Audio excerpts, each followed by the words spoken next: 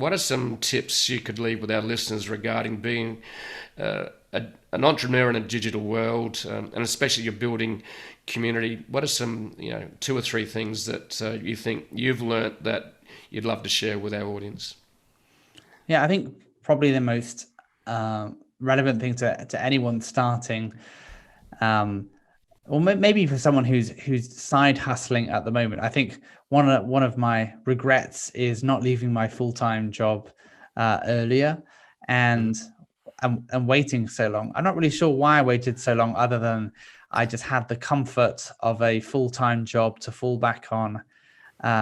So yeah, if you're thinking about making a jump, make the jump is something that I would recommend. And I think one of the really important things that was impactful was my first hire, and then every subsequent hire after that. And I think sometimes we can be reticent to hire when we think, oh, we're adding overhead.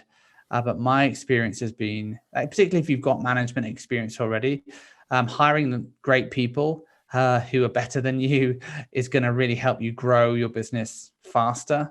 And there's no way that we would have grown the way we have if I hadn't hired really great people. So build that team as early as you can. Make sure that you're not settling for kind of B grade candidates, but hire the best people you possibly can and build the team that is going to help take you to where you want to go.